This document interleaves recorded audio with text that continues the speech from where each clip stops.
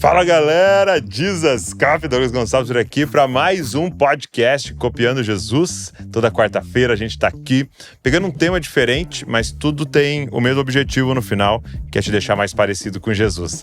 E hoje nós vamos falar sobre saúde mental, falar sobre emoções, falar sobre traumas e de que maneira a palavra de Deus fala sobre tudo isso. Tô com uma convidada especial aqui, que há tempos já queria conversar com ela e agora deu certo. Ela tá lançando um livro e a gente vai falar também sobre isso, mas eu quero conhecer um pouco mais da jornada dela, como ela chegou nesse lugar de ajudar pessoas nessa área das emoções. Então, vamos embora? Podcast de hoje.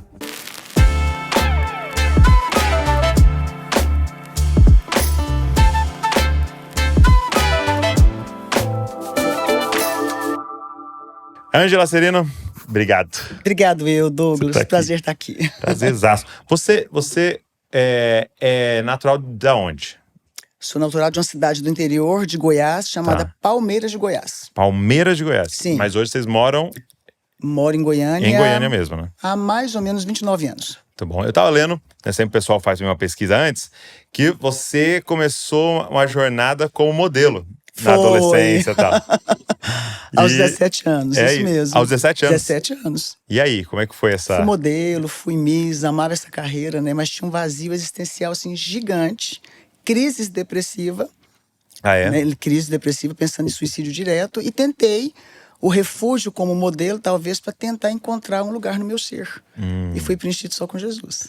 E como a carreira, né? Mas também o dinheiro ou as próprias drogas, o sexo, são esses lapsos, né, de parecer que tem sentido, né? Então ali, aquele momento ali que você fechou um contrato, aquele momento que você tá ali no jogo, aqueles minutos ali, aquela hora, parece que, nossa, achei, né? E logo aquilo desaparece e aquele vazio continua e parece que aumenta até, né? Isso para um adolescente, imagina, com uns 17 anos, sem conhecer nada sobre a vida, de repente cheio de baixa autoestima, de problemas que vieram de um lar, muitas vezes disfuncional, e de questões que, de fato, envolvem a vida de todo adolescente, né? Então era uma coisa que eu visualizava como se fosse algo muito lindo, que na verdade estava escondendo muita coisa que eu precisava realmente me encontrar. E eu fico imaginando, né? Porque essa vida da modelo e tal, tudo voltado para a questão da afirmação, dos elogios. Ó, você ganhou o Miss, então você é muito bonita e tal. E como aquilo vai dando essa falsa ideia de preencher realmente, né? Exatamente. Você é aplaudida, você tem um aparente sucesso perto de muita gente, mas quando você está sozinha, o vazio continua. E como é que foi o seu encontro com Jesus? Você já vem de uma família cristã? Não. Muito interessante. Eu fui uma criança que nasci procurando Deus. Você acredita? Eu queria saber quem foi que fez o universo, como é que Deus pintou as plantas. Sempre fui muito poética. Sempre. E fui crescendo, minha família não era cristã, aquele vazio muito grande. Mas tinha alguma religião, assim? Ou... Não, professava uma fé católica, mas né, não tinha uma questão ligada ao evangelho. Mais cultural, né? brasileiro, assim. E eu me lembro que eu conversava, Douglas, com Deus sozinha. Eu queria entender as coisas, eu queria entender a vida, muito sentimento, muito vazio, muito sentimento depressivo. E aí eu ganhei na escola uma Bíblia dos Gideões. E quando eu ganhei na escola, aquela pequenininha, e eu comecei a ler aquela Bíblia. E eu comecei a me apaixonar naquilo que as Escrituras traziam para mim. Eu comecei a entender muita coisa e, por incrível que pareça, aquele vazio de muitas perguntas que eu não conseguia entender, lendo a Bíblia, eu conseguia ter. E nos meus momentos de solicitude, eu queria conversar com o Deus desconhecido. Eu queria saber como é que ele superou a rejeição de ter vindo ao mundo e as pessoas não o quiseram. Eu queria saber muita coisa e eu comecei a falar com Deus sozinha. E eu tinha 16 anos de idade. E eu me lembro que era Natal. Eu sentei num quarto da família, todo mundo comemorando a festa de Natal, né? Bebida, comida e vai lá. E eu fui pro quarto com 16 anos, uma menina. E eu falei assim, com aquela Bíblia na minha mão dos Gideões, né? E eu falei assim, Deus, Jesus, hoje é seu aniversário e ninguém tá te dando parabéns. Eu queria hoje te dar um presente. Eu queria te entregar a minha vida de presente para o Senhor fazer de mim o que o Senhor quiser. Porque eu me sinto perdida na vida. Já estava naquele meio de modelo desde 14 anos, tudo muito sem sentido. E foi tão interessante que isso foi acontecendo. Continuei lendo a Bíblia e, sozinha, eu fui tendo um encontro maravilhoso com as escrituras a ponto de procurar um colega que trabalhava num banco onde eu era estagiária naquela época, como que eu faria para mim conhecer uma igreja cristã evangélica. Foi assim. E aí ele te leva Me leva para a para igreja. conhecer. Isso, e foi muito engraçado. A primeira mensagem que eu ouvi foi sobre Naamã. Ok. E sabe o que mexeu comigo? Eu me senti bela por fora, Armadura. aplaudo por fora, sou conhecida, sou a modelo, sou a Miss, mas por dentro eu tô podre. Aquela palavra eu entendi plenamente o que Deus estava falando comigo aquele dia. Antes que houvesse apelo, eu falei, gente, é isso que eu quero. E eu fui pra frente e isso faltava 2 semanas para eu completar 17 anos. E hoje estou com 52 aqui, firme e apaixonada com Jesus mais do que antes. Isso é muito lindo, né? É, muito lindo. Como o Senhor nos encontra. Mas que legal. Lendo a Bíblia sozinha. Sozinha. E eu gosto dessas histórias porque, assim, sempre me inspira aos atos mais simples, né? Porque alguém foi lá e te deu essa Bíblia. Exato. Alguém pagou para impressão dessa Bíblia, alguém foi lá na sua escola e deu. E às vezes a gente fica pensando, né? Eu só dei uma Bíblia, só dei um folheto, eu só preguei ele na praça, a gente não sabe o que Deus está fazendo com o destino das pessoas, né? Que no meu caso, o seu também, né? Fiz um vídeo, Isso. né? E a gente não sabe o que está acontecendo com tudo isso, né? Isso é inspirador. Muito lindo. E aí, como isso afetou, então, essa sua jornada como modelo? Quando é que isso terminou? Quando é que você entendeu? Não é isso?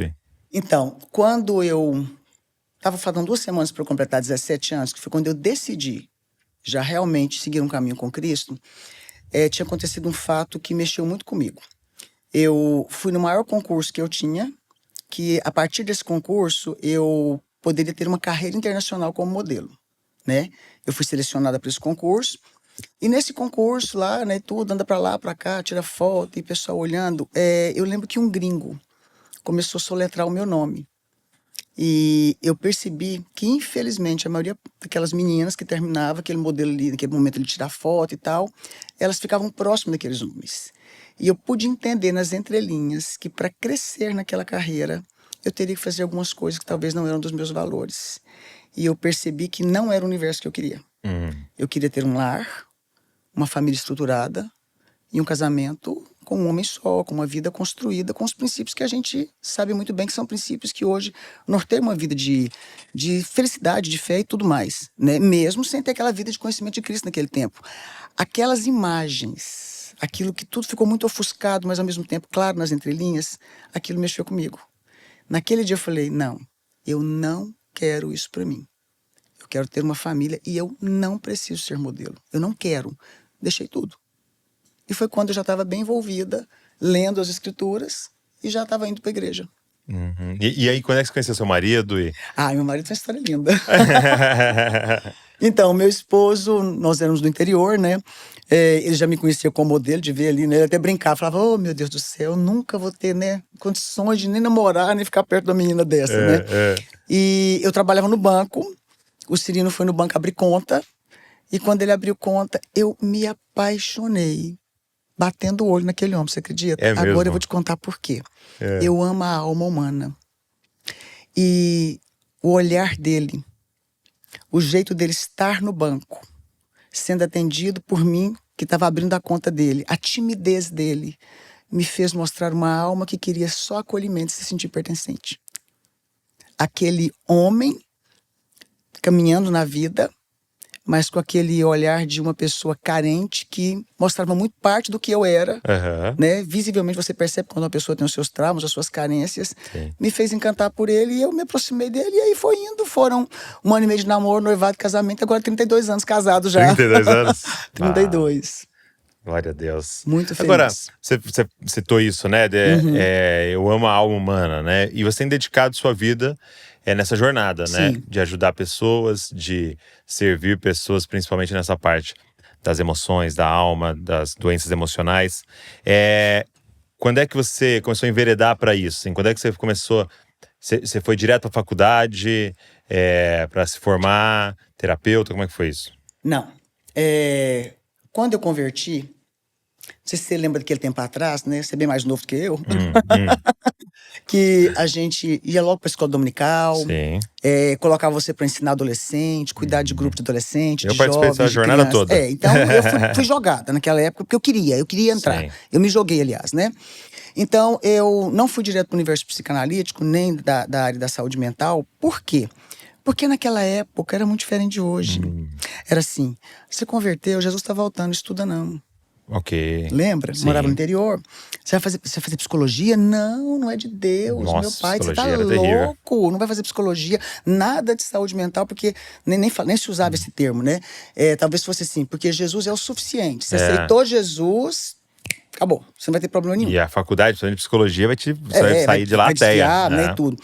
E tem uma parte da minha história que por morar no interior, que também os meus pais não gostariam, né, que eu ficasse mais na igreja. Então, enfim, eu não fui direto para a saúde mental. Tá. Eu converti com 17, comecei a cuidar de adolescente, de criança na igreja, e eu comecei a perceber alguns problemas do dia a dia que eu também tinha vivido. Eu comecei a perceber que aquela criança e aquele adolescente sofria bullying. Que aquela criança e aquele adolescente tinha medo de Deus por causa de um pai muito autoritário. Eu me lembro que, cuidando de adolescente, eu peguei uma menina, isso já tinha o quê? Meus 22 anos, já estava casada, né? E eu lembro que eu peguei uma menina na turma de adolescente que ela tinha se envolvido, Douglas, com um homem que era casado. E que ele era muito mais velho do que ela, tipificar praticamente o pai dela. E eu me lembro, lendo muito livro, sempre gostei demais de ler. Não tinha acesso à faculdade naquele tempo, como é tão fácil hoje, mas tudo quanto é livro que tinha sobre cura interior, cura de feridas emocionais, tudo nessa área de trauma, eu comia. Eu comprava tudo. Tudo quanto é livro cristão nessa área, eu comprava, eu lia, eu chorava. Não sei se você lembra de um livro, Cura dos Traumas Emocionais, de David. Gente, eu li aquele livro acho que 10 vezes. Aquele livro foi um divã para mim. Foi um manual. E aí, o que acontece? Eu comecei a perceber esses comportamentos dessas meninas. E eu me lembro que eu cheguei perto dessa menina específica e falei assim: querida, esse homem tem idade de ser seu pai. Você conhece Jesus, tá errado. Você vai destruir um lar.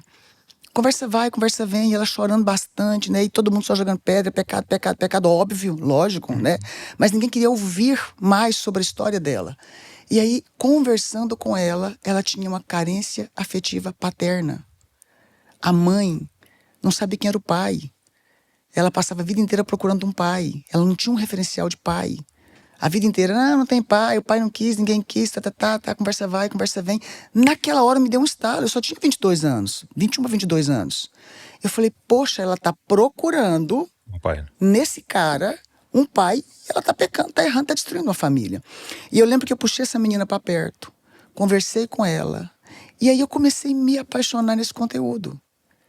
Eu comecei a me apaixonar no conteúdo de poder entender as histórias das pessoas, os traumas que elas carregavam. E muita coisa não entrava na minha cabeça. Peraí, eu aceitei Jesus, tudo se fez novo. Por que eu ainda tenho raiva? Eu aceitei Jesus, tudo se fez novo. Por que eu ainda tenho trauma, né, quando alguém faz uma crítica comigo? Poxa, eu aceitei Jesus, tudo se fez novo, mas por que eu ainda não consegui superar a baixa autoestima se eu sou menina dos olhos de Deus, se eu sou amada pelo Pai? Então, eu comecei a observar o seguinte, é tudo muito lindo na parte teórica, que bom, mas eu precisava conhecer um pouco mais. Foi aí que eu comecei a me apaixonar nessa área. E eu lembro que a gente criou um conjuntinho, que era uma desculpa minha, de adolescentes, que a gente deu o nome de Joias de Cristo. Aí eu cuidava dos adolescentes segunda, quarta, sexta, escola dominical, e ainda ensaiava para cantar. Só que aí eu fui conhecendo a alma desses adolescentes. Eu fui entendendo que aquele adolescente que cantava mais alto do que todo mundo no coral é porque ele foi criticado. Eu fui entendendo que aquele adolescente que às vezes dava muito trabalho em determinada área é porque a mãe às vezes dizia, você nunca vai ser nada não, você dá trabalho, nossa, é uma tribulação na minha vida. E eu fui então acolhendo essa galera, e aí, como se diz, foi só o começo de uma história que eu tenho traçado há anos. E é maravilhoso quando a nossa formação começa pela dor, né? Sim. É quando você identifica uma dor e você se torna responsável por aquela dor e você pensa assim, agora Onde é que tem material para eu fazer isso, né? Isso. Porque, às vezes, hoje eu falo isso muito com as crianças. Falo assim, você não pode tentar escolher o que você vai fazer na vida a partir do que dá dinheiro ou do que vai me trazer uma relevância. Não. Você precisa se perguntar, Deus, que problemas quer que eu resolva no mundo? Uau! Qual é o problema que está ao meu redor que o Senhor vai me dar condições de resolver, né? E é isso, né? Se envolver. Interessante. E eu me sinto assim. Me emocionei. Eu me sinto assim porque eu via naquelas crianças e naqueles adolescentes a Ângela. Sim. Eu olhava para aqueles meninos, para aquelas meninas e via as minhas histórias. Sim, exato. Eu via as minhas rejeições, os meus traumas, os meus problemas de baixa estima, as perseguições que muitas vezes não eram faladas. E realmente eu me apaixonei justamente porque eu sabia que eu precisava ter uma parte importante na vida daquelas pessoas. Então é interessante até porque eu virei escritora, tá? Eu tive muito problema na escola porque eu sou TDAH com hiperfoco. Hoje as pessoas sabem lidar com isso. Sim. Mas naquela época, sabia? Uma criança que falava compulsivamente o tempo todo e que não tinha foco em algumas coisas e tinha hiperfoco em outras coisas, né? Toda desconjuntadinha, toda baguncenta, né?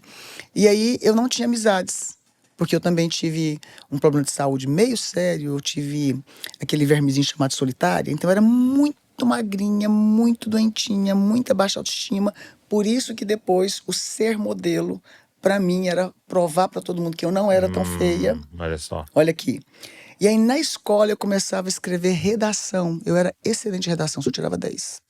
E aí, os colegas da escola me tinham amizade em troca da redação. E aí, eu descobri que eu podia escrever conteúdo. Olha e hoje só. é escrita. E é engraçado, né? Que tá tudo lá, né? Tudo lá. Você olha lá pra trás, tá tudo lá. Tudo as na pistas história. do que Deus quer fazer com a nossa Sim. vida, né? E hoje tá lançando esse livro, Caminhos de Esperança, né? Um Sim. convite para redescoberta da vida. Olha que coisa mais linda. Coloca aqui, Natan. Olha, ficou lindo isso aqui, hein? Ficou. Esse dourado aqui. É. Nós vamos falar um pouquinho mais sobre o livro. Mas você falando, eu me lembrei de uma coisa interessante. E geralmente quando eu lembro assim, eu sei que o Senhor quer ministrar o coração de alguém que está nos ouvindo, de um cara compartilhando algo assim que foi... Abriu meus olhos, assim. Era um podcast de business, não era nem podcast cristão assim, mas ele contando que ele, com 17 anos, ele escreveu uma lista. Falou assim, ó, 5 coisas que eu vou ter até os 25 anos. Metas, né? Aí ele colocou lá assim, ó, eu vou ter 1 milhão de libras, né? É um inglês, né? Eu tenho 1 milhão de libras, vou ser milionário.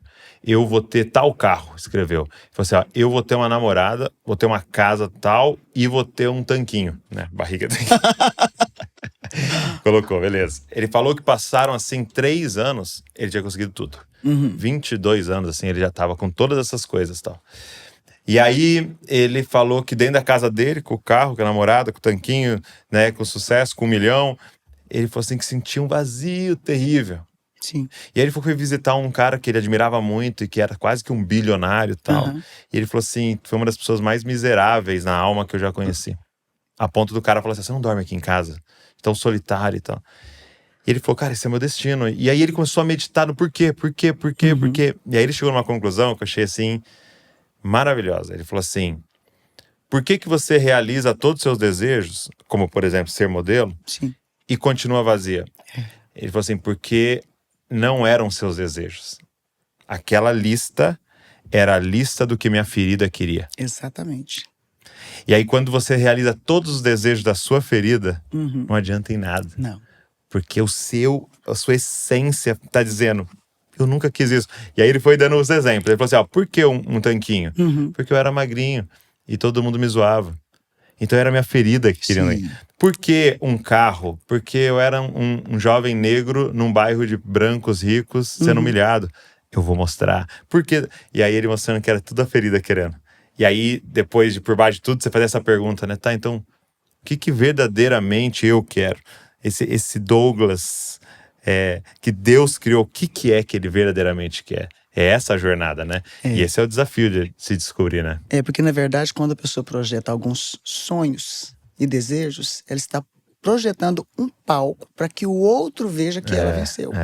Né? Não, tô provocando palco, né? Que, tipo assim, nossa, né? Que vou provar que... Mas não é, na verdade, quando você entende o propósito, você vê que é muito além disso. Que é muito vazio, né? Muito vazio. Agora, você trabalha com psicanálise. Trabalho. Né? E eu não sei se você sabe, eu sou formado em psicologia, né? Sim, sei. eu não Vai exerço. ser um papo bom, hein? E uma coisa que você falou muito legal é que muitos perguntam, né? Quão útil foi a psicologia para você? E eu falo, cara, uma das coisas mais úteis para mim foi a questão, primeiro, aprender a ouvir.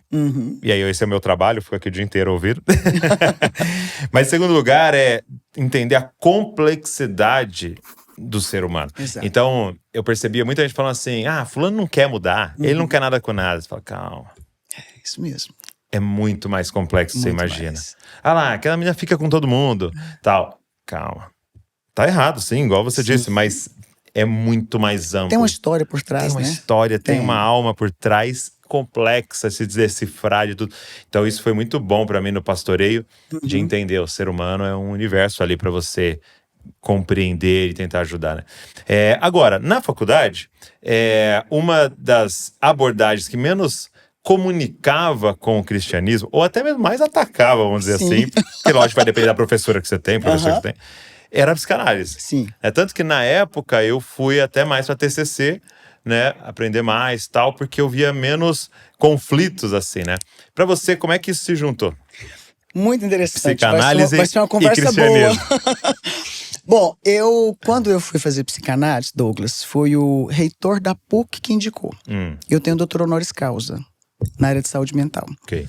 E ele indicou por quê? Porque já tinha vários livros publicados, meus, e eu trabalhava com pessoas, ele disse, não quero que você faça psicologia. Eu quero que você estude psicanálise, porque vai muito da sua essência. Eu não sabia de nada, não sabia o que abordava. Eu já trabalhava com aconselhamento há muitos anos, sempre trabalhei com um grupo de mulheres, nessa linha que eu tô falando. E eu cheguei no Instituto de Psicanálise, naquela época presencial, totalmente secular. Me apresentaram uma história de Lacan. Falei, Deus me livre, esse homem é louco, saí de perto, não quis. E foi direto, então, para a linha de Freud e Jung. E eu me lembro que tinha um pastor batista que estava junto nesse instituto. E esse homem foi fundamental, junto com esse reitor da PUC. Interessante. Porque eles falaram assim para mim, a gente lê o seu conteúdo, você tem uma palavra de sabedoria, você encontra evangelho nas linhas do que você escreve. Ângela, eu sei que vai parecer louco, mas faça psicanálise. Os 3 primeiros meses foi muito difícil, mas eu comecei a confrontar eles. Por exemplo, eu lembro de uma aula que foi assim, Freud disse, pensamento, ensaio da ação. Eu levantei o dedinho e falei, tá, mas na Bíblia diz, como o homem pensa no seu coração, assim ele é. Aí ele, não, mas isso foi Freud. Eu falei, pois é, mas antes de Freud, um pouquinho antes, tá na Bíblia. Nossa. Beleza, 1000 aí anos antes. vai uma aula aqui, vai uma outra aula ali, né, e eu confrontando tudo, porque eu não fui fiel naquele tempo. Eu estudei para mim querer melhorar as minhas palestras. Eu estudei para me cuidar de adolescente. Eu não queria clinicar, não tinha essa pretensão de clinicar. Eu não sabia o que Deus estava preparando para mim. E eu lembro que eu comecei a questionar tudo. E era muito legal, porque eu questionava. Lembra que eu aprendi? E tinha um ambiente legal para questionar? Tinha, tal? e lembra que eu aprendi que eu li na Bíblia? Que eu converti lendo a Bíblia. Então, para mim, tinha coisa que era muito clara. Eu me lembro de um dia que eles foram falar uma palestra lá dentro da linha psicanalítica sobre doenças, né? Doenças psicossomáticas, né? E conversa vai, conversa vem. Aí eu peguei e pedi licença para eles, com muita ética, com muita educação, né? Muita fineza, assim, respeitando o ambiente, né? Eu falei, com licença, eu posso falar alguma coisa? Sim. Eu falei, olha, mas doença psicossomática, o termo tá na tal época. Pois é, mas na Bíblia fala, olha aqui, quando remoí minhas lembranças amargas dentro de mim, senti picada nos meus rins. Tá em Salmos. E foi tão legal, porque eu via Deus naquilo. Douglas, eu não sei te explicar. Parece que a janela abria. Parece que meu olho abria. Eu ficava assim, ó. Peraí, isso aqui Freud disse, mas eu vou bater contra. Isso aqui, Jung, que é filho de pastor. Gente, as teorias de Jung são maravilhosas. Eu pegava tudo aqui de Jung e falava, eu gostei do Jung. Pegava aqui, eu falava, né, esse Freud aqui, se você encontrar alguma coisa boa, você me conta, né? Sem preconceito. Aí pegava, Lacan, quer dizer, pegava tudo ali e olhando, e sem que eu percebesse, eu fui me apaixonando. Eu peguei aquele texto da Bíblia que fala, olha, eu vou reter o que é bom, e o que não for bom, vou deixar pra lá. E foi muito interessante, porque aí eles também chamavam a atenção deles. Eu me lembro de um dia que eu fazia um estágio numa clínica psiquiátrica e começou a dar muito resultado. Dava mais resultado os meus atendimentos como cristã, uma mulher cristã que estava estudando na psicanálise do que qualquer outro aluno. Então, assim, eles me chamavam e falavam: Ângelo, dá pra você cuidar daquele caso pra gente? E eu ia cuidar do caso e era muito assertivo. E quando eu pegava aquele caso, eu pegava um contexto bíblico. Aí eu fui indo, estudei tudo quanto é área que podia do lado. PNL, vai pra uma coisa, pra outra, neurociência. E fui juntando tudo e criamos, então, uma metodologia sem eu perceber que eu estava fazendo isso. E o consultório, comecei a atender no consultório, cada vez mais resultado, muita prova social. E fui desenvolvendo assim que chegou num ponto que não tinha como nem eles me questionarem. Eu me lembro de uma vez que alguém falou assim pra mim: mas você não pode estudar psicanálise, né? Foi fazendo todos os conteúdos que ele tinha contra Freud, contra não sei mais o que. Eu peguei e falei assim: peraí, mas Freud não era judeu? Era. Então ele cresceu estudando onde? Faz sentido. Eu falei: se você for observar, as bases psicanalíticas que funcionam, elas são bíblicas. Eu falei: gente, isso aqui funciona. A cura é pela fala. Se eu não colocar pra fora... E eu fui olhando aquele amor empático. Então, o que acontece? Quando eu peguei todo esse conteúdo, esse professor Batista, um homem muito usado por Deus, me abraçou e falou assim: eu não tenho dúvida que Deus te deu um direcionamento e uma abertura totalmente diferente para essa linha. E bem como esse reitor da PUC.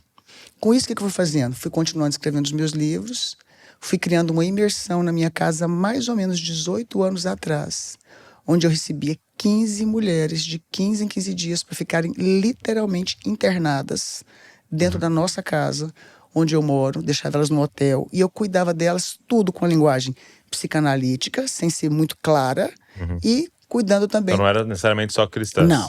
Não, mas 90% eram cristãs. Aí eu pegava todas essas histórias delas, pegava o conteúdo bíblico, conteúdo psicanalítico, e sem que eu percebesse, Douglas, eu fui escrevendo. Escrevi, falando: isso aqui não funciona, olha, isso aqui tá assim, mas eu, de acordo com o que eu penso. Então nós começamos a criar uma metodologia. Por exemplo, tem um método que eu criei, que é o Ciência e Fé. Eu criei um método chorando e falando em línguas o tempo todinho. E falando: Deus, espera aí, o que o mundo chama de insight é a presença do Espírito Santo, que é a paz que excede a todo entendimento. E aí, como é esse método? O que ele é agora? Então, o método hoje psicanalítico do Instituto Fazendo a Diferença, que a gente criou, nós pegamos todos os conteúdos da linguagem psicanalítica, pegamos parte de Jung, Freud, Melanie Klein, alguns outros, e desenvolvemos uma teoria específica. A parte da ciência e fé foi o que eu tive que desenvolver com a média de umas quase... Estavam aí uns 180 horas para o MEC aprovar, tá? O nosso curso hoje é aprovado pelo MEC. Que legal. Aprovado pelo MEC. Então nós pegamos toda essa parte psicanalítica, pegamos a questão do genograma, você que é psicólogo, você sabe. É muito fácil, né, falar que tudo é maldição hereditária, né? E se eu não mudo a semente que eu planto? Vou jogar até quando a culpa de que é maldição hereditária, eu vou orar 20 anos, que é o que a gente aborda no livro. Adianta ficar o tempo todinho, é muito fácil jogar a culpa pro diabo, né? Ou falar: Deus não mudou minha vida, mas e o meu comportamento que eu não mudo? Então nós pegamos toda uma linha com vários módulos, hoje dá 1.500 horas, documentamos tudo, registramos como ciência, tudo que é necessário na parte jurídica, no CBO e no MEC. E o nosso curso hoje, com 4 anos, 35 mil alunos formados, prova social, atendemos 30 mil pessoas de graça por semestre, através dos alunos formando. O CFNAI hoje reconhece o nosso método, né? E a Chantel agora vai ser nossa mentora. É mesmo? Poxa. Um trabalho lindo. Que lindo. E uma construção... E isso já vai dar o quê? 20 anos já, então? É uma construção nos bastidores de 20 anos, mas que foi realmente assim... Entendi que era o propósito de Deus há 4. Muito bom. Eu fiz um voto. Eu falei pra Deus um dia. Eu falei: Deus, eu sou apaixonado em gente. Você conhece a minha história com o Cirino? Nós somos empresários no ramo de carro e no ramo de construção civil. E ganhar dinheiro para mim nunca foi prioridade. Vivo uma vida próspera com ele há muito tempo. E chegou num tempo que eu não queria mais ficar viajando e ministrando. Eu queria cuidar de 10 pessoas curadas. Eu não queria mais estar pregando para 20, 30, 40, 50 mil pessoas, ou sei lá, o tipo de evento que fosse. Eu digo assim, numa esfera de ano. Eu queria sentar e eu queria ouvir aquela pessoa. Porque eu peguei muita gente cristã se mutilando. Muita gente suicidando, e que quando a gente ia descobrir, falava assim: não, a gente tá falando que foi infarto, pra ninguém saber que foi suicídio. Peguei muita história pesada. Muito caso que eu falava, meu Deus, não tem como eu julgar a história dessa pessoa. Peguei casos assim, assustadores. Casos de pedofilia, N casos. E isso começou a me preocupar. Por quê? Por eu ser muito amorosa, escrever sempre na linha de trauma, aproximar das pessoas. Tinha vezes que eu ia em evento, as mulheres não paravam de me abraçar e chorar e falar, tremendo, eu preciso conversar. Bom, quando eu percebi isso, o que eu fiz? Eu falei para o meu marido, eu quero viajar menos, eu quero dedicar o meu tempo 100% a buscar esse conhecimento, aprofundar nesse conhecimento. Nem imaginava que ia criar método, não imaginava. Eu falei, eu quero fazer isso e eu quero cuidar de gente. O Cirino entendeu, eu saí da nossa empresa de carro, tem uma história longa nisso. Perguntei para ele, você me permite usar a nossa casa para ser o lugar de cobaia? Ele falou, permito. E fui fazendo, Douglas. E aí, há 4 anos atrás, mais ou menos, eu entendi porque as pessoas falavam assim para mim, no que você estudou? Eu preciso estudar sobre isso. Entendi. Entendeu? Isso tem um clamor. Um clamor geral. Foi quando eu falei para o Cirino que eu queria construir uma clínica psiquiátrica, um hospital psiquiátrico, histórias de vida reais para inspirar pessoas e continuar o legado, escrevendo livro e tudo mais. Foi quando meu marido concordou e a empresa hoje, o Instituto, ela é 100% destinada a isso. Nós estamos agora começando a construção de um hospital psiquiátrico. E ele o Instituto, ele é todo online? Todo online. Não tem coisas presenciais? Não, tal, o presencial vai ser o hospital agora, Uhum. que a gente vai construir para ser uma referência na América Latina. Que demais. Uau. É 100% online. E tem muita coisa por vir aí, hein? Muita coisa. Não, e é um trabalho lindo. A gente faz muito evento presencial, né? Uhum. Os eventos de mentoria, os imersão, né? Os livros são muito usados como Caminho de Esperança. Sim. Esse livro está sendo usado como um processo que a gente faz de cura durante o dia. Você vai para uma denominação, junta uma turma, ou que seja em qualquer estado, junta o pessoal todo dia, faz aquele processo terapêutico assim, de forte impacto mesmo, e as pessoas ficam cedendo, querendo isso para a vida. Uma vez, foi muito interessante que eu estava com um cara muito bom em desenvolvimento de empresas e trabalhando com muitos líderes e tal, assim, com grandes empresas do Brasil.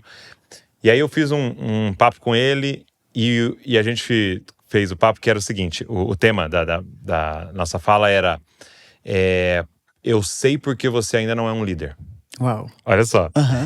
E aí ele falou um negócio que eu nunca esqueci. Ele falou assim, que muita gente acha que para se tornar um líder, e aí nosso contexto de igreja principalmente e tal, é necessário ele chama, né, de hard skills, né? Que seria os diploma. Então eu preciso formar em teologia, eu preciso formar nisso, eu preciso saber pregar, eu preciso... E aí ele falou assim, mas não. O líder é aquele que tem os soft skills, que é basicamente a inteligência emocional. Isso. E aí ele começou a descrever isso, foi muito interessante. Tipo, pessoas, gênios, né, em várias áreas tal, mas que não têm isso. E não tem como você colocar num cargo de liderança. Por quê? Porque líder é uma coluna. O que se espera do líder? E achei muito legal ele falando, né? Foi o Javier Casademonte, né? Até um espanhol. Ele falou, o que se espera de um líder? Previsibilidade. O líder, eu não posso... Pensa assim, como será que ele vai estar amanhã? Como será que ele vai acordar? Como será que ele vai não sei o quê? Aí se eu for falar pra ele isso, ele vai explodir. Ele vai não sei o quê. O que se espera de um líder? E é muito lindo porque é parecido com um pai, né? Exato. É parecido com uma mãe. Eu espero chegar lá todos os dias e ele está basicamente igual. Porque ele é uma coluna. Ele tá sustentando isso aqui, né? E aí ele começou a falar disso, de tipo... Muitas pessoas, ao invés de ir atrás do próximo diploma, vai atrás da cura da sua alma. Isso. E é tão interessante, né, que você perguntou o caminho que eu trilhei. O primeiro caminho foi me conhecer. O primeiro caminho foi me curar. Eu não tinha como fazer faculdade naquele tempo, até porque a religião em si, naquele tempo, não aceitava fazer psicologia, muito menos psicanálise. Meu Deus, você tem noção quantos anos que eu não tinha coragem de contar para as pessoas que eu era psicanalista, porque eu não sabia como é que eu ia me defender, porque eu não sabia nem como as pessoas pensavam sobre a psicanálise. Sim. Então, o primeiro passo que eu fiz foi me conhecer. Eu fui descobrindo o porquê de muita coisa. Eu fui descobrindo porquê que o meu casamento eu lutava tanto para ele ser cada dia mais sólido. Eu fui fazer psicanálise porque eu queria entender os meus filhos.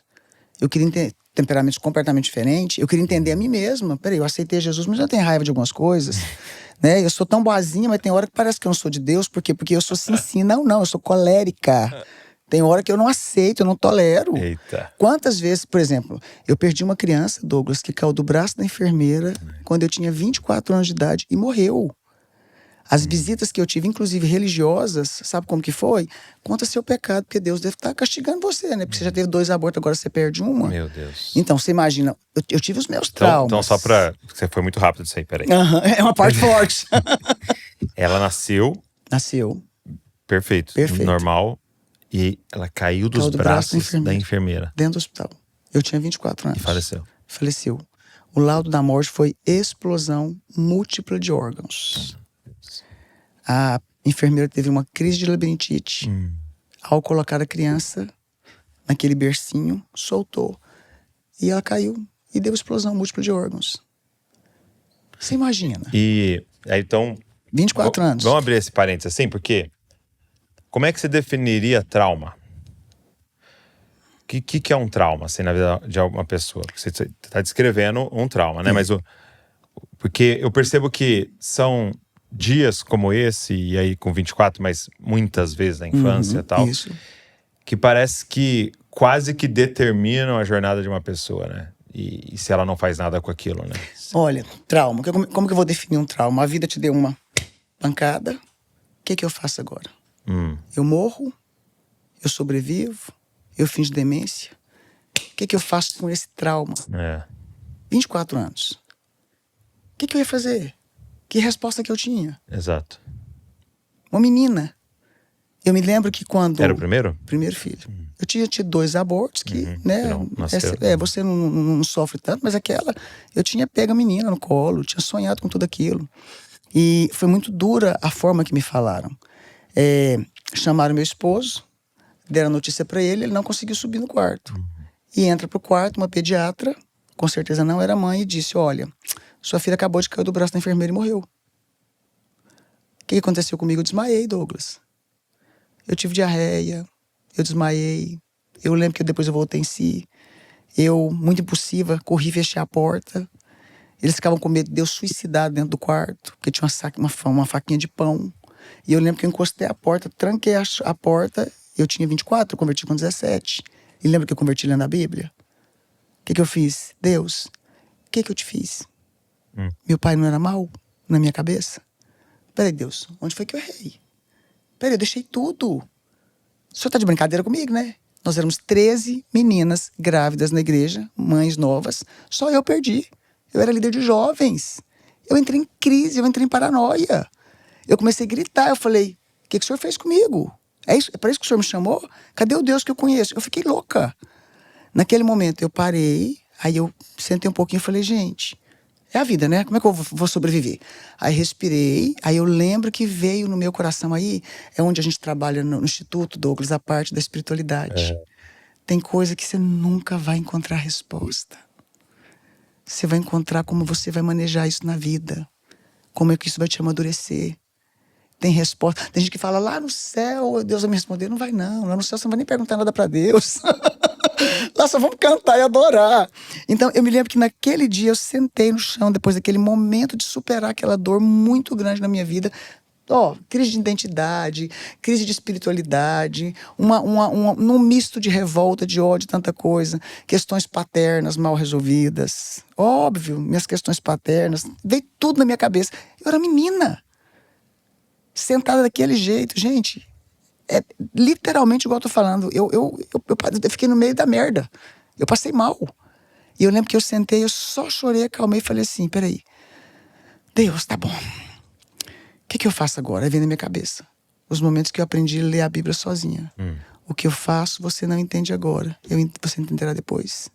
Vem na minha cabeça: tudo coopera para o bem daqueles que amam a Deus. E olha o tanto que é lindo. 24 anos de idade, hoje, no método de psicanálise, ciência e espiritualidade, ciência e fé, a gente fala: tem respostas que você vai sentir aqui dentro. Então, hoje eu posso defender essa tese. Igual Augusto Cury defende muitas teses. E foi justamente isso, acredita, Douglas? Era uma resposta calada. Não encontrar resposta. Eu me lembro que meu sogro entrou e falou assim pra mim: vamos orar para Deus ressuscitar sua filha. Eu falei: não. Deus não erra. Foi difícil? Foi. Ter que tirar meu marido, que estava deitado dentro de um banheiro com o pé na porta, mais com crise do que eu, porque ele confiava muito na fé da esposa. E eu disse, vambora. E a gente veio embora com um caixão no carro, sem ter nenhuma resposta. E foram os dias mais difíceis da minha vida, porque eu era uma menina. E as piores visitas de religiosos legalistas foi o que eu recebi. Onde você pecou? O que você fez? Mas você era líder de jovens, você era tão boazinha para Deus, Deus não te ama. E eu tive que me sentir amada. Essa teologia é muito fraca, né? Muito fraca. Naquela época, hoje, graças a Deus, nós temos hoje tem avançado muito, hoje é né? muito avançado. Mas naquela época, Douglas, Douglas era muito... Não tinha... Era até cruel. Né? Era cruel, Douglas. A teologia até cruel, né? Era cruel. E tanto que é forte isso, porque embora fosse aquela teologia muito fraca, muito cruel, lembra o meu tempo de conversão sozinha, lendo a Bíblia. Lembra é o que sustenta, né? Foi o que sustentou. E outra coisa, por mais que eu não conhecesse o universo psicanalítico, eu sabia que era um trauma que eu estava vivendo. E ali eu tentei me resolver com esse trauma. E aí, de repente, eu fui processando, eu fui aceitando, eu fui entendendo. E uma coisa que eu coloquei na minha cabeça: deixa eu ser feliz com o que eu tenho e não reclamar do que eu não tenho. Muito bom. Eu quero filho, mas não foi agora. Só que quantas mulheres têm filho, mas têm um péssimo casamento? A brincadeira do meu marido era assim: não te sou melhor do que 10 filhos. Então, assim, eu fui aprendendo a viver um dia após o outro, sem condenar passado, sem condenar família, sem culpar ninguém e sem culpar Deus.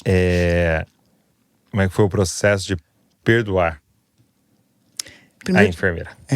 Interessante que a enfermeira foi a pessoa menos difícil de perdoar. Você sabe qual foi a minha maior dificuldade de perdoar? Deus. Sim. A gente tem um problema com pessoas, a gente tem um problema com Deus. Não foi a enfermeira. A enfermeira eu tinha pena. Porque eu falei, coitada, essa mulher deve ter feito hora extra, sei lá. Meu Deus. E nunca me deixaram conhecê-la. Eu sei o nome, mas nunca me deixaram conhecê-la. Não tive dificuldade de perdoar a enfermeira. Eu tive dificuldade de perdoar a Deus. Porque eu nasci procurando Deus, lembra? E quando eu converti, eu deixei tudo por Jesus. Deixei carreira de modelo, sofri com uma dificuldade paterna por isso. Então, eu passei a minha adolescência inteira falando para todo mundo que Deus era tudo. Então, eu senti que como se Deus não tivesse me amado como um pai. E foi um processo que eu passei 1 ano. De que jeito? Não vou desviar, porque eu não presto para desviar. Nunca vou para o mundo. Eu sou muito de caráter. Vou ficar aqui chateada com o senhor até o senhor me responder, tá bom? Continuei fazendo o que eu tinha que fazer, continuei fazendo o meu papel de esposa, continuei lendo a Bíblia, mas emburrada. Orar, não. Era como se eu tivesse de mal com Deus.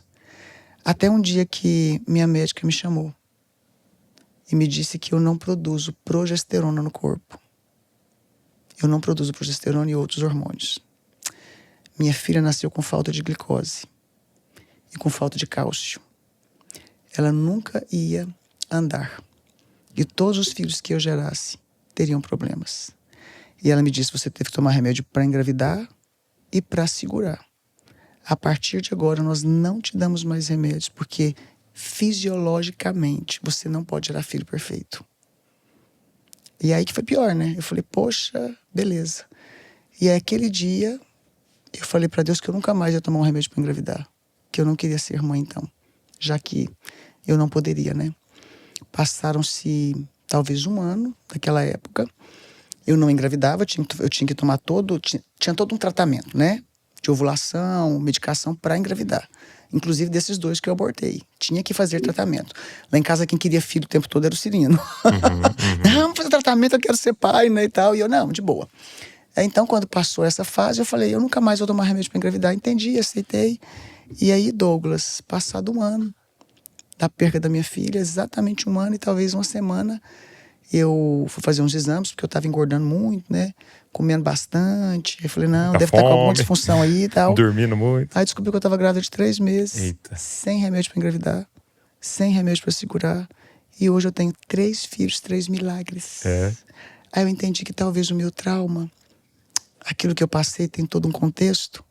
Deus me fez forte o suficiente para eu conseguir ressignificar, apesar de todas as dores, entender que Ele não erra. E se tornou uma história de superação. Muito bom. Muito bom. E por que caminhos de esperança? Por que vocês escolheram esse título para esse livro? Porque as pessoas vivem sempre em busca de um caminho de sucesso, um caminho de casamento feliz, um caminho de talvez ter um brand de negócio, mas nunca um caminho de esperança para mudar a sua vida. As pessoas querem tudo muito pronto. Tá. Eles não buscam na esperança de realmente se entenderem, reconstruir a sua vida, a sua história, no pensar no amanhã. Esse projeto todo, acredito que o nome tenha sido por isso. Porque como tem, né, há caminhos que me parece perfeito e que o fim deles é a morte, também tem vários caminhos que não é um caminho de sucesso. A pessoa passa um caminho, eu quero ter sucesso, eu quero isso na vida, eu quero aquilo, mas a esperança de que realmente sempre haverá dias melhores. Muito bom. Ângela, quando você está ajudando alguém, e aí a pessoa vai relatar para você coisas como você acabou de relatar aqui, né? Ou às vezes até, como eu disse, que são até mais profundos, né, segundo a psicologia, quando acontecem lá na primeira infância, né? Sim. Quando criança, são marcas tão profundas porque vai te definir. Por onde começa? Por onde alguém que está nos ouvindo hoje aqui poderia começar esse processo de buscar uma cura, uma ajuda dos seus traumas, das suas questões? Bom, tem que procurar um profissional habilitado, né? Okay. Mas vamos pegar aqui. Deixa eu te explicar de uma forma como a gente detalhou no livro, que eu acho que fica mais leve. Legal. É sempre importante você procurar um profissional certo, que tenha um conhecimento e com base cristã. Tá. Sem base cristã, não aconselho. O mundo está muito virado hoje. Beleza, mas quando a pessoa quer saber de algo que ela não tem noção de onde aconteceu, é começar a fazer um processo de autoconhecimento nas pequenas coisas da vida, no dia a dia. Por exemplo, Douglas, eu escrevi o livro pensando que ele seja, de fato, um companheiro de divã, de sofá, de alguém que está lendo. Ok. Entendeu? Por exemplo, vamos aqui. Lembra de algo que te deixa constrangido no dia de hoje. Tá. Por exemplo, se você passou o dia hoje, o que te lembrou alguma coisa? Me deram... Eu atrasei no local. Alguém olhou pra mim e me deu uma piadinha. O mundo já desabou. Que absurdo a pessoa falar daquele jeito comigo. Peraí. Será que realmente foi um absurdo a pessoa falar daquele jeito com você? Ou é porque lá no passado, lá na sua primeira infância, você foi muito criticado? Ok. Né? Então, olhando pro meu dia, o que são ali... Os gatilhos emocionais. Aperta até uns botões, né, em você, assim. O que é que te tirou do sério, ou te constrangeu, ou te fez travar. Então, você começar a reparar nessas isso. coisas, ok? Às vezes você tá com raiva, o marido falou uma coisa que não quis nem dizer nada. Desperta em você. Fala, que absurdo, como é que você pensa, como é que você fala isso comigo? Não, gente, peraí. Vamos olhar. Isso aqui é só a ponta do iceberg. Tá. Né? É só uma coisinha. Eu me lembro de uma vez, eu tava numa situação, num determinado local, e eu pedi pra menina me dar licença, né? Tava numa fila, falei, com licença, né? Você deixa eu passar? Gente, essa mulher me xingou tudo. Você tá achando o quê? Tá achando que porque você é madame? Eu falei, meu Deus do céu, eu nem sou madame. Minha mulher me xingou tudo, que absurdo. Esse povo folgado. Gente, peraí, alguém tava tirando ela, talvez pela quarta, quinta vez de algum lugar. Naquele momento, o que eu fiz? Gente, a pessoa tava num surto, dava pra ver. Eu só olhei pra ela e falei, com licença, desculpa. Eu não sabia que aqui não poderia passar. Aí ela ficou sem graça, eu voltei e falei, você quer um pouquinho de água? Ela começou a chorar. Uau. Aí eu falei, quem te tirou da fila? Quem te tirou do lugar? E ela começou a chorar. Ela falou, vim de família pobre. Estudei em escola particular, de bolsa. O que você estava fazendo aqui? Você quer ver uma cena que eu vi há tempos passados? Estava no aeroporto, tinha uma mulher surtada, literalmente uma senhora, brigando com todo mundo. E a filha, mãe, pelo amor de Deus, não me mata de vergonha. E gerra todo mundo. Gente, ninguém sabe quem que é a pessoa. O aeroporto nem lembra qual capital, pra você ter noção. Quando eu vi aquela cena, aquela mulher, aquela senhorinha toda surtada, a família toda passando vergonha, todo mundo conversando, sabe o que eu fiz? Cheguei perto da filha e falei, minha filha, com licença. Sua mãe deve estar passando por algum momento muito difícil. Mas ela tá me passando vergonha. Eu falei, ela é sua mãe. Ninguém sabe o que ela tá passando.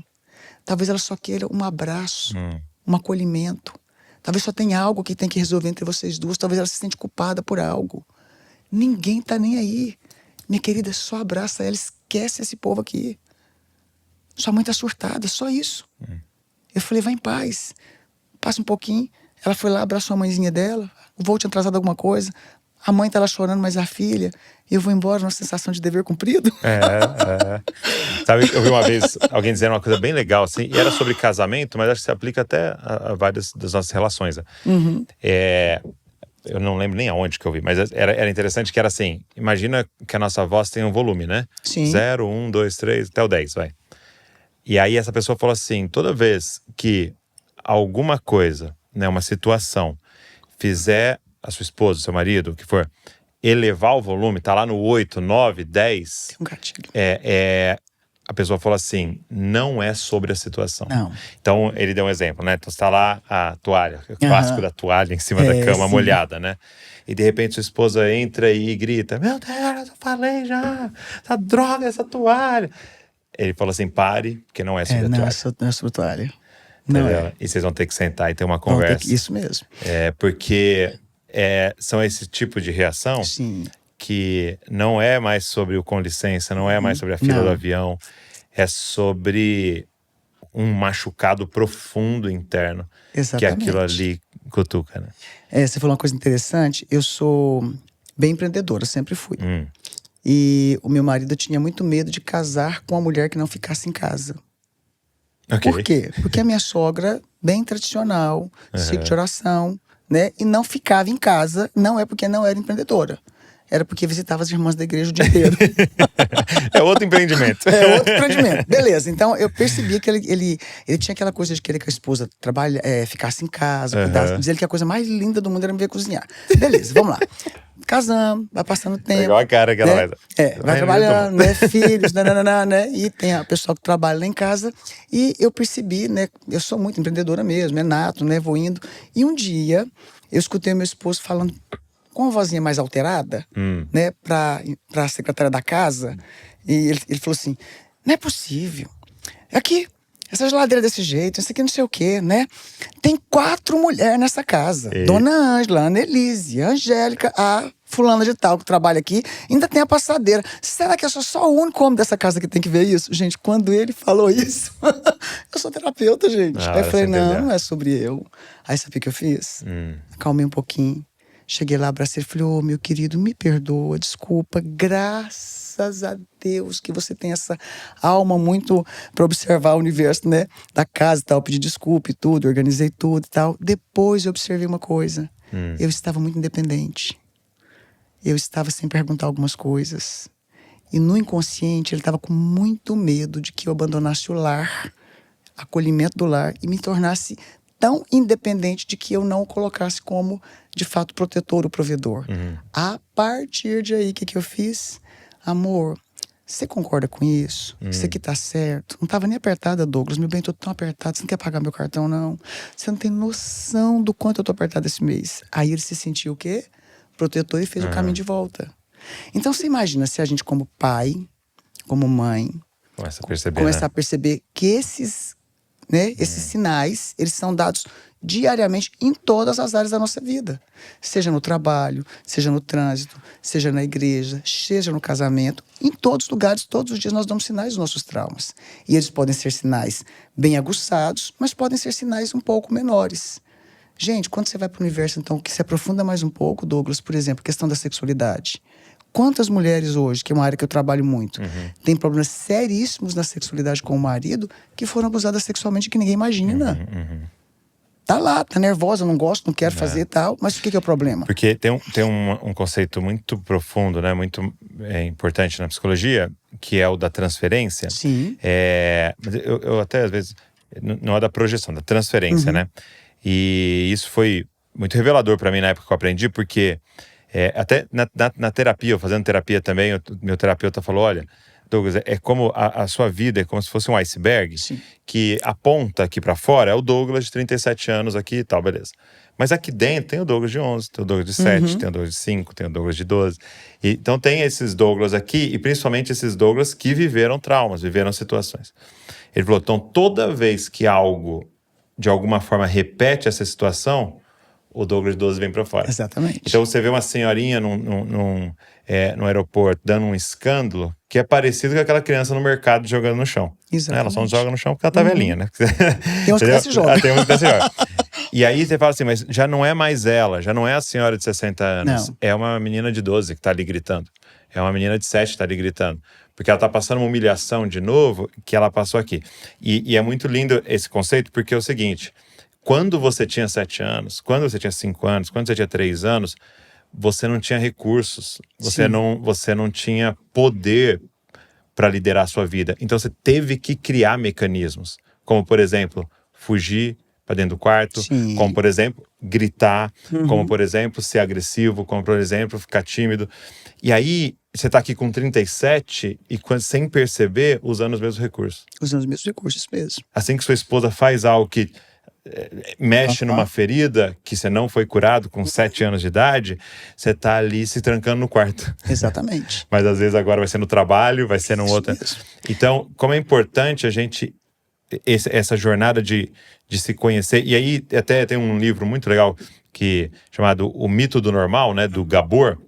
E ele fala o seguinte, eu gostei muito do conceito, que ele fala assim, normal... A gente tem uma ideia errada do normal, né? Sim. Que ele fala do mito do normal. A gente acha que se acontece com frequência comigo e com as outras pessoas, é normal. Ele fala, não.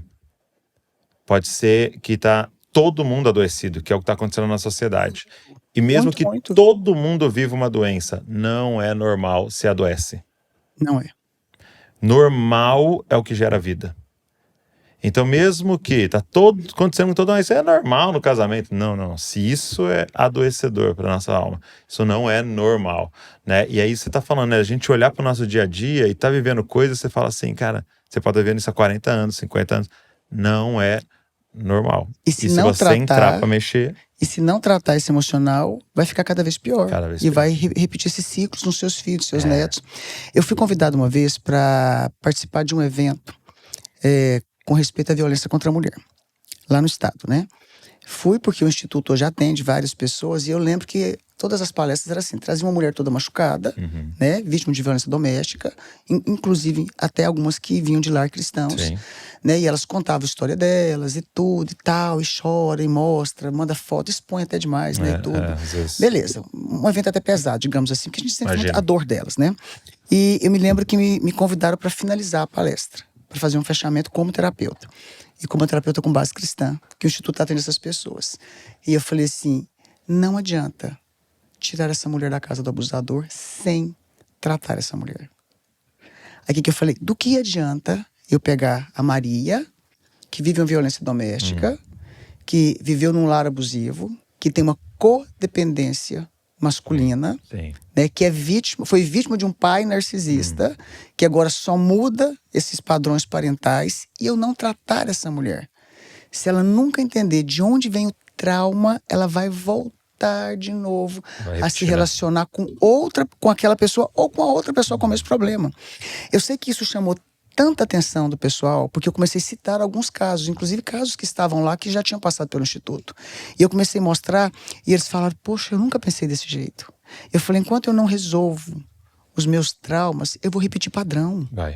Aí eu vou culpar geração, vou culpar maldição hereditária, que ficou muito bonitinho só culpar essas questões, mas eu vou repetir padrão. Sim. Não tem como, eu tenho que tratar o motivo pelo qual eu tenho trauma nessa área, eu tenho que tratar a minha identidade em Cristo, eu tenho que me resolver e entender, Douglas, que uma saúde emocional com essa base maravilhosa que a gente tem na própria Bíblia, ela é fantástica. A vida se torna leve, você não cobra nada de ninguém. Você se torna até mais apaixonado por Jesus. Sim, com certeza. É muito mais leve. Sim. E foi o que a gente pôde aprender no nosso caminho de vida. Tudo vai se tornando muito mais leve. Eu acho que o que eu faço hoje é uma vontade desesperadora de dizer pro mundo, gente, deu certo, tá? Eu sou fruto de traumas. Vários, em várias áreas. Nunca desisti de Jesus. Nunca desisti da vida. Nunca fiquei chorando em cima de leite derramado. Sabe uma coisa que eu sempre me perguntei, que foi curador pra mim? O que poderia ter sido pior do que isso? O que poderia ter sido pior? Eu me lembro de um dia que eu estava saindo de casa e eu tinha escutado a biografia, eu não me recordo agora, mas foi do cara que compôs aquela música. Se paz a mais doce puderes gozar. Já ouviu? A canção sim, eu não sei quem a biografia compôs. do cara é assustadora, ele perdeu todos os filhos. É um Jó daquele tempo. E eu estava né, entrando no meu carro, sem saber que eu tinha recalcado ali dentro ainda, tá? A minha dor com Deus, por causa da Letícia que tinha morrido, já mãe de 3 filhos. E eu entrei no meu carro e tava escutando essa música, passando, tava cantando até num cover mais atualizado, e aí o cara da rádio falou assim, gente, que história fantástica, você tem que conhecer a biografia, a história dessa música, quer dizer, porque ele compôs essa música quando ele volta, né, no náufrago, onde o navio afundou e morreu a esposa e as filhas. E o filho tinha morrido queimado. Aliás, morreu as filhas, a esposa ficou no incêndio. A história é fortíssima. Quando o cara vai narrando ali na rádio, diz que ele abre o braço e ele começa a compor essa canção. Douglas, eu dentro do carro eu gritei. Eu falei, que absurdo, como é que alguém bota um negócio desse? Eu arrupiei tudo, me deu um ódio. Mas não foi da história dele. Foi porque eu não tinha me resolvido com a minha. Entendeu? Naquele dia eu falei, eu carregava até aquele dia a decepção de Deus ter levado a Letícia, mesmo em ter me dado mais 3 filhos. Você entendeu onde foi meu gatilho? Não foi por causa da história do cara. Sim. Foi por causa da minha. Naquele momento eu pedi perdão pra Deus. Eu falei, meu Deus, me perdoa. Eu chorei tanto. E aí veio uma voz muito suave no meu coração e disse, o que poderia ter sido pior? Eu falei, Deus, tudo bem, o Senhor me deu 3, mas o Senhor levou 1. Aí Deus falou assim pra mim, mas eu te dei Jesus, eu te dei o meu. Depois disso eu falei, sempre você vai encontrar em Cristo um caminho de cura. Eu te dei o meu filho. Nossa, eu falei, não, ainda falei assim, ó, o senhor não sabe, quem que morreu? O senhor não sabe. Quem que perdeu o perdeu o filho? filho? Aí Deus falou assim, eu te dei o meu. Aquele dia, Douglas, eu entendi assim, gente, sempre vai ter um caminho de esperança. Sempre vai ter um caminho de cura. Basta a gente realmente se entregar para ele e falar, Deus, dá para o senhor curar as minhas mazelas? E a gente depois se torna um instrumento para curar outras pessoas. É lindo, né? Eu tava em Portugal uma vez. Eu lembro que era um momento que a Val tava passando um momento muito difícil, assim, de depressão, de ansiedade e tal. E a gente tava com um pastor, e ele é psicólogo também, um pastor português, João Martins. E era sempre maravilhoso andar de carro com ele, que ele ia ministrando a nossa vida e tal. Foi um refrigério. E um dia, no carro, ele falou assim, Douglas, você sabe por que Jesus falava assim para as pessoas? Por exemplo, ele falou para aquele paralítico, né? Pega a sua cama e anda. Isso, olha. Né? Ele falou assim, porque, vamos pensar, se eu fosse Jesus, eu ia falar para a pessoa, né? Joga fora essa cama aí, né? Você tá andando agora, joga fora a cama e vai embora, né? Ele falou, porque pega a sua cama e anda, né? E aí ele disse isso, ele falou assim, porque o nosso Deus não é o Deus da amnésia. Uau. Ele não é o Deus que faz a gente esquecer. Sim. Ele falou assim, e o que é cura? É quando aquilo que te carregava não te carrega mais, agora você carrega aquilo. Isso. Né? Aí ele falou, aquela cama é a história das pessoas, né? Então, antes a sua história, os seus traumas te carregavam. Agora é você que carrega a sua história, os seus traumas. E é a sua grande pregação, né? Exatamente. É o seu grande instrumento de cura, né? Isso mesmo. Aquela cama era um testemunho de eu encontrei com Cristo, né? E se ele fez na minha vida, ele pode fazer na sua, né? É a ponte que te leva a pegar uma pessoa a um outro caminho, a um caminho de Cristo, de sucesso, de superação, mostrando que essa foi a minha dor, a sua talvez é pior que a minha. E tá tudo certo. E é tão interessante que vira a nossa fortaleza. Ressignificar isso, né? Trazer um outro significado ao seu trauma. Ressignificar é trazer um outro significado à sua dor. E o mais lindo é poder mostrar Cristo em tudo. É. E por isso que o Instituto hoje faz tanto sucesso. E eu vejo assim que sempre é a parte final da cura, né? Porque se você olha a história de Jó, que você citou, né? A verdade é que Deus estava tratando com Jó, né? Até muito da sua justificação pelas obras ali, né? Ele estava sempre falando, não, mas poxa, eu sou tão justo, eu sou tão bom. E ele tem aquele pecado do orgulho, né? Ele tem aquele encontro com Deus, Deus fala, onde você estava? O que você estava fazendo? Você é tão bom, então me explica tal coisa e tal. E Jó é quebrantado, né? E Deus ainda não tinha restaurado Jó, e ele fala assim para os amigos de Jó, vocês pecaram. Vocês me representaram mal. E é o seguinte, eu só vou resolver as coisas com vocês se Jó orar por vocês. Aí no último capítulo ali, os amigos todos vão lá, Jó ainda naquela situação, e Jó precisa orar por eles e abençoá-los. E aí a Bíblia diz, depois que Jó orou por eles, Deus restitui tudo. Então existe esse processo final da cura, que é ajudar alguém, né? Sim, sempre ajudar alguém. Sempre, é você Ele coloca no seu caminho pessoas feridas com coisas parecidas que você passou. E aí chegou a hora de você estender e parece que é aquela parte final, né, do processo de Deus na nossa vida. E é tão lindo porque quando a pessoa ela consegue encontrar cura, é uma gratidão tão grande de conseguir carregar esse trauma tão pesado agora como uma bagagem para ajudar o outro a construir uma nova história, para ajudar o outro a superar, que isso se torna tão precioso que o trauma fica um negócio tão gostoso, ele se torna um alimento. Por exemplo, hoje eu tenho o maior prazer de contar tudo que eu vivi na vida. Ok. Tudo. Eu tive uma paciente que ela perdeu um filho como eu. Em uma situação mais difícil, porque o filho falou, mãe, não dirige. E ela capotou o carro e o filho morreu. Quando eu a conheci, ela estava andando nas praças de Goiânia, sentada com a boneca no braço, balançando, cristã, tá? Balançando a boneca como se estivesse num processo esquizofrênico já, tá? E com 3 filhos. 2 vivos e esse tinha perdido, né? E eu me lembro que ela entrou num estado muito difícil. Muito difícil, muito difícil. O esposo que pediu para me acompanhá-la, né? Não teve que ir ao consultório, eu tive que ir onde ela estava. E eu falei, não, eu vou sair do consultório, eu vou procurar ela. E eu me lembro que eu sentei com ela na praça. E eu comecei a perguntar o nome da boneca, que era o filho. E eu conversei com ela como louca. Até ela colocar a alma dela na minha mão. Conhecia Jesus, estava em surto. Imagina, Douglas, mãe não dirige. Você não tem noção. E foi a coisa mais linda, porque eu passava horas ali, eu não estava nem um pouquinho preocupado com o tempo de consultório. Eu só queria cuidar daquela mulher, porque eu me vi nela. E eu me lembro que eu conversava com a boneca, eu perguntava, até ela conseguir colocar a emoção dela e a revolta que ela teve com Deus, exatamente como eu estava quando aconteceu comigo. E foi um dos processos mais lindos da minha vida. Abraçar aquela mulher, entender justamente a dor dela, porque eu passei o mesmo trauma. Até ela olhar para mim e falar, como é que você fez? Eu falei, não tem receita. É o dia após dia. Ela falou, será que quando eu chegar no céu ele me responde? Ele falou, vamos pensar sobre isso? Vamos viver o dia após dia. E uma das coisas que foi tremendo, eu falei assim, mas você só amava um filho, né? Ela, não, eu amo os 3. Eu falei, não, porque você morreu por esse. Olha lá, você tem 2 filhos. Né?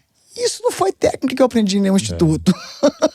Isso não foi nada que eu aprendi na faculdade nenhuma ia me ensinar, Douglas. Sim. Isso foi eu sentada com ela no chão, olhando a dor dela. Nossa, aquela cena pra mim foi uma das cenas mais lindas da minha vida. Sentada com aquela mulher no chão, ela brincando com a boneca, todo mundo achando que ela tava doida, eu com o sapatinho do lado e eu lá, Espírito Santo me ajuda, Espírito Santo me ajuda, Deus não tem técnica aqui, não tem nada que vai funcionar, extra consultório, extra igreja. Né? E aí naquela hora quando eu abracei ela, foi quando Deus falou comigo, pergunta pra ela se ela amava mais os 2. E aí quando eu falei daquele jeito, ela olhou pra mim, hoje tá bem, os 2 filhos são médicos. É mesmo. Tá bem. Hoje, inclusive, é aluno do Instituto hoje. E faz a mesma coisa, ajuda outras pessoas a serem curadas. Isso é das nossas feridas saindo poder para curar, né? Exatamente. Gente, então eu queria indicar aqui para vocês Caminhos de Esperança, da Ângela Cirino. Eu vou deixar o link aqui na descrição, ok? Para você pedir o seu. A Editora Vida lançando mais esse livro. E eu queria que não só para você, nessa jornada daquilo que a gente conversou aqui hoje, de você descobrir um caminho de esperança para tudo aquilo que você já passou na vida um dia, mas também para que você se torne cura para os outros, se torne cura para os seus filhos, se torne cura para as pessoas ao seu redor e para que Deus possa também te usar nesse processo de estender graça na vida dos outros. Então, vou deixar o link aqui, que esse livro alcance muitas e muitas pessoas, Ângela. Obrigado, viu? Obrigada eu, viu? Uma honra recebê-la aqui. Abração em toda a família. Obrigado. Goiânia toda lá, a igreja. Isso. E obrigado a você que ficou aqui assistindo, você que ficou aqui nos ouvindo nas plataformas de áudio aí.